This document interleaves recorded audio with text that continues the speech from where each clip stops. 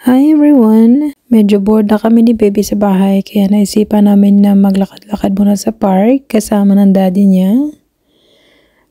Autumn nga pala dito guys kaya medyo malamig pero carry pa naman yung lamig niya kaya nakakapag-short at t-shirt pa yung asawa ko. So yung bahay namin is malapit lang sa dagat at sa park. So para mga 2-minute walk lang or 1-minute walk. So very convenient. Kaya ang ganda talaga ng place kung saan kami nakatira dito guys.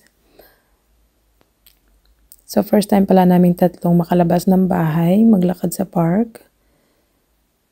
At yan nga, makikita nyo din sa park na may mga exercise equipment na libre. Ang ganda ng mga park nila dito guys, mini-maintain talaga nila. Naisipan namin mag-lunch before kaming maglakad ng medyo mahaba-haba. Kumuha nga pala ako ng Subway dito, which is the footlong sandwich. Gusto ko tong sandwich na to guys kasi medyo healthy. At yun nga, dahil nag-lunch kami ng nasa shade kaya medyo malamig. Ayan, binibiro pa ako ng asawa ko. Medyo malamig sa pinagkakainan namin guys kaya naisipan namin lumipat sa table na medyo mainit. Kaya yung asawa ko pa naituro na lumipat na tayo doon kasi malamig na nga. At yan nga, nakalipat na kami sa table na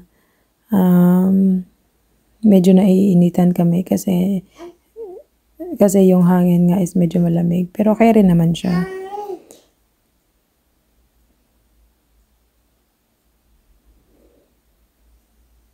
Sobrang gutom na gutom talaga ako guys. Kaya sige, kain lang inahan.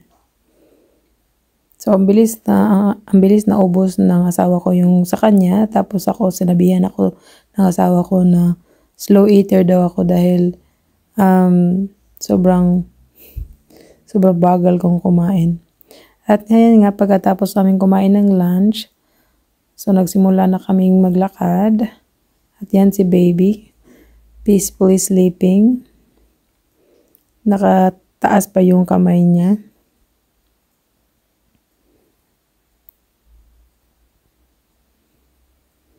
Ayan, ini-enjoy talaga ng asawa ko yung pagtutulak ng pram kasi hindi pa niya natutulak ng pram yung anak namin buhat nung ipinanganak ko siya. O diba guys, diba ang ganda ng park nila dito? Tsaka sobrang lapit talaga sa dagat. O ayan na. So ako naman yung nagtutulak ngayon. So yan yung makikita yung mga building kung saan kami nakatira. So yung bahay namin is isa sa mga unit na yan. Maraming taong nagjo-jogging at naglalakad dito every morning kaya namo-motivate ka din na maglakad every morning. So ayan guys, that's all for today's video and see you next time. Bye!